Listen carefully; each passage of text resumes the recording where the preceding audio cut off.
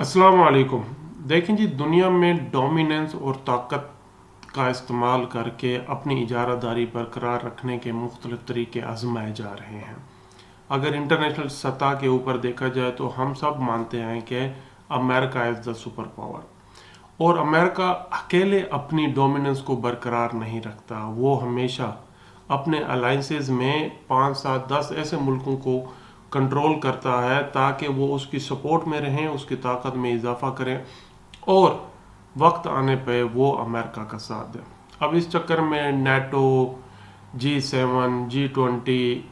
Investment group, world health organisation, world trade organisation, IMF, ये इस तरह के इंस्टीट्यूट भी वक्त के साथ साथ बने, इदारे बने, NGOs बनी, ऑर्गेनाइजेशंस बनी, जो इस सारे पर्पस को फुलफिल करने में अमेरिका की सपोर्ट करते हैं। अब वो खित्ते में किसी जगह भी अगर हुकूमत करनी होती है या कंट्रोल करना होता है तो अमेरिका खुद नहीं आता, वो डेफिनेटली अपने अलाइंसेस, अपने दोस्त मुल्कों के साथ मिल के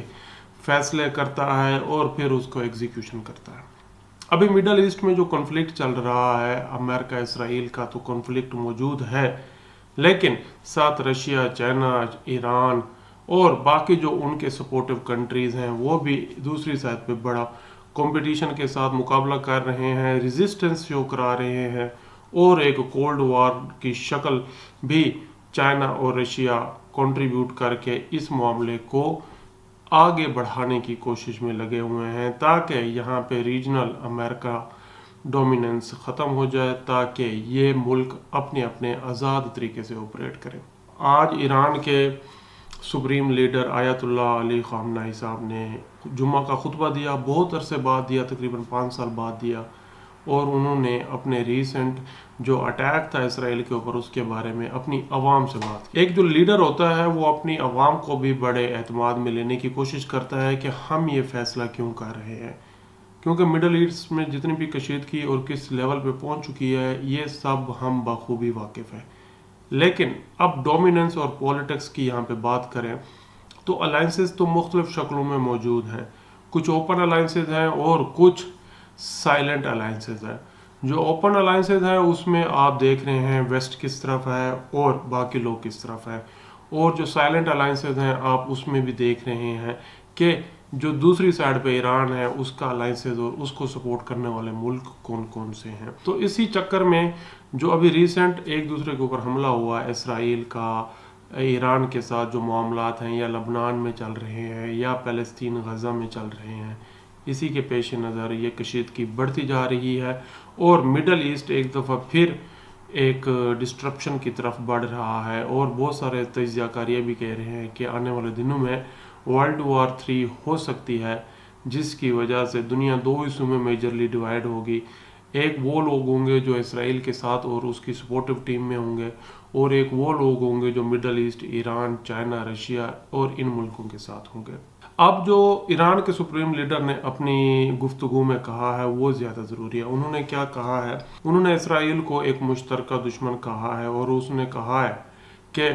अब उम्मत मुस्लिमा को मुश्तरक होना चाहिए। ये एक पॉलिसी बयान है मेरे ख्याल से कि वाकई हम सब मुसलमानों को एक जगह पे इकट्ठा होना चाहिए ताकि आप एक ही बात करें और दुनिया को मैसेज दे सकें। उसके बाद उन्होंने अपना राइट ऑफ सेल्फ डिटर्मिनेशन और सेल्फ डिफेंस अपना एग्जीक्यूट किया और उसके ऊपर जोर दिया कि हमने ये जो हमला किया है वो बिल्कुल ईरान की सालमियत के ज़ुमरे में दिया है। उन्होंने आज के अपने इस बयान में ख़ास तौर पे शुरू में हमास के लीडर और हज़बुल्लाह के लीडर दोनों को खराज तहसीन भी पेश किया है और ये कहा है कि वो इन सारे मामलात से आगाह भी हैं और कोशिश जारी रखेंगे कि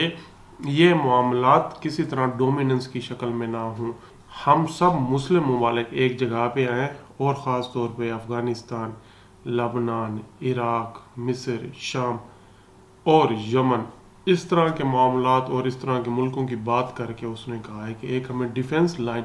सेटअप करनी चाहिए। इसराइल का वजूद नहीं है, ये सिर्फ अमेरिकन सपोर्ट के ऊपर चल रहा है। इस तरह के मुल्क का वजूद नहीं होना चाहिए जो जुल्म व सितम ढहाए और कमज़ोरों के ऊपर हमले करके अपनी हुकूमत या अपना असर व रसूख दिखाए। اب اس طرح کی اور بھی باتیں انہوں نے آج کے خطبے میں کی ہیں، لیکن ان ساری باتوں کا مقصد کیا ہے؟ ان ساری باتوں کا مقصد ہے ایک ریلیجیس میٹر سے ہٹ کے، ایک پولیٹیکل میٹر سے ہٹ کے، اگر ہم ایک طاقت کے زاویے میں اس بات کو تولا جائے تو دنیا ایک طاقت کی طرف بڑھ رہی ہے۔ طاقت کا یہاں پہ کیا مطلب ہے؟ جیسے میں نے شروع میں بات کی کہ ورلڈ ڈومیننس، امریکہ چاہتا ہے کہ دنیا صرف اس کے اشارے پہ چلے، اس کا ڈالر ہی، اس کی کرنسی ہر جگہ پہ ڈومیننٹ ہو، لوگ اس کو کنٹرول کریں تاکہ الٹیمیٹلی امریکہ کو تھریٹ نہ ہو۔ اب اس چکر میں اس الائنس کی وجہ سے امریکہ دنیا کے اتنے دور دراز علاقے میں بیٹھ کے ایشیا کے اوپر کنٹرول کرنا چاہ رہا ہے، اور اس میں اس کو کافی ناکامی اس لیے بھی آ رہی ہے، اور وہ چاہتا ہے کہ یہ سارے معاملات اسرائیل کے تھرو یا اپنی جو الائنسز ہیں ریجنل اس کے تھرو ان کو کنٹرول کرے۔ اب یہ معاملات آگے بڑھتے رہیں گے، طاقت کا بے دریغ استعمال بھی ہوگا آنے والے دنوں میں۔ جنگ کی صورت میں کوئی پازیٹیو اسپیکٹ تو نہیں ہوتے، نقصان ہی ہوتا ہے، اور اس میں ایسے ہی ہوتا ہے کہ بہت سے لوگ بے یار و مددگار ہوتے ہیں، بہت سے لوگ شہید ہوتے ہیں، بہت سے لوگ مر جاتے ہیں، اور بہت سے لوگ پھر خاص طور پہ اکیلے رہ جاتے ہیں۔ جو زندہ رہ جاتے ہیں پھر ان کے لیے دوبارہ سروائیو کرنا، اسٹرگل کرنا، ریہیبلیٹیشن ان کو دوبارہ اپنے پاؤں پہ کھڑا کرنا ایک انڈیویجول لیول پہ بھی چیلنج ہوتا ہے، اور ایک گورنمنٹ لیول کے اوپر بھی چیلنج ہوتا ہے۔ لیکن اب یہ میرا پرسنل اوپینین ہے، اب آنے والے دنوں میں کیا ہوگا اور یہ کس طرح طاقت کے زاویے بدلیں گے اور کس کروٹ یہ اونٹ بیٹھے گا، یہ ابھی کوئی کہہ نہیں سکتا۔ یہ کشیدگی کتنی لمبی چلے گی، کب تک چلے گی، کیا یہ ایکسکلیٹ ہو کہ باقی ملکوں میں بھی پھیلے گی، یا صرف غزہ، فلسطین یا لبنان تک ہی محدود رہے گی؟ کیونکہ اب یمن بھی آہستہ آہستہ اس وار میں آ رہا ہے، ایران بھی آ رہا ہے، اور باقی ممالک اگر شامل ہو گئے تو یہ خطرناک سچویشن مڈل ایسٹ میں ہو سکتی ہے، ایشیا میں ہو سکتی ہے، جو ہم سب کے لیے بہت اچھا نہیں ہے۔ تو میری دعا ہے کہ آنے والے دنوں میں بہتر سے بہتر کوئی سلوشن ہو، پولیٹیکل سلوشن ہو، اسٹیبلٹی ہو، اور بہتر آؤٹ پٹ ہو ہمارے ریجن کے لیے، تاکہ یہاں پہ سب لوگوں کی سیفٹی ہو اور سب لوگ آگے بڑھیں۔